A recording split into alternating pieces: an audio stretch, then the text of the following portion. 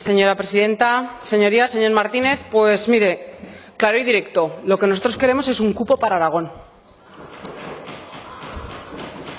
¿Y ustedes?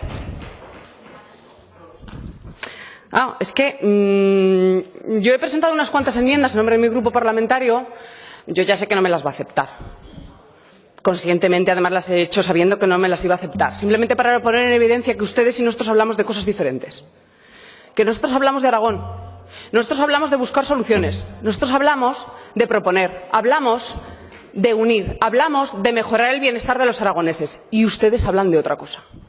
Ustedes hablan, disfrazándose de hablar de unidad y de igualdad, hablan de romper. Vienen aquí no a hablar de Aragón. Ustedes vienen aquí a cizañar, a malmeter, a generar envidia, a venir aquí a decir mira que a Roque le han dado hoy el bocadillo de nocilla. Y ya está. Porque ustedes creen que esto va a solucionar algo. ¿Ustedes traen esta proposición para solucionar algo? No.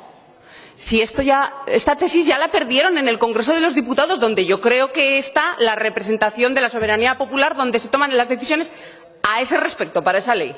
Podemos opinar de todo lo que queramos aquí, pero esto viene a toro pasado. O sea, allí ustedes no respetan la voluntad democrática que hay en el Congreso de los Diputados y entonces vienen aquí a que opinemos. ¿No es así? ¿Es así? Vienen aquí con este mensaje porque creen que les da votos. No desde ninguna responsabilidad, porque en el Parlamento aragonés hablar de esto no aporta nada a Aragón. Lo hacen por un puro electoralismo, puro y duro.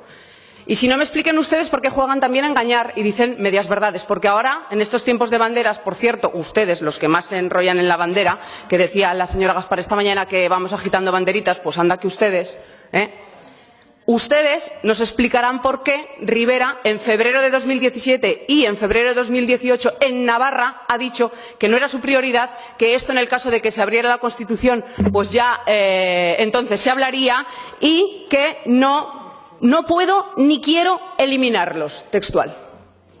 Preguntándole por el concierto navarro. ¿O es que solo les interesa el vasco y no el navarro? No lo sé, no lo sé. No lo sé, pero desde luego para nosotros es lo mismo. Ustedes conocen la historia de España, conocen la realidad. ¿Se creen el Estado autonómico? ¿Se creen la Constitución? ¿Se la creen o no se la creen?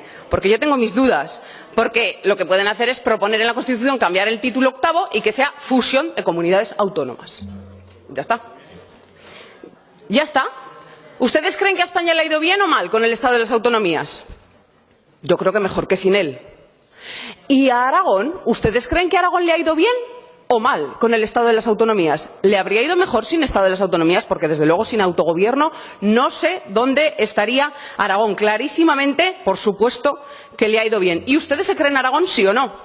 No lo sé. A veces tenemos serias dudas. Ustedes vienen aquí a ocupar estos escaños y realmente a veces, permítame, que tengamos serias dudas de a qué vienen ustedes. ¿Se creen Aragón, sí o no? ¿Por qué no vienen aquí a reivindicar para Aragón?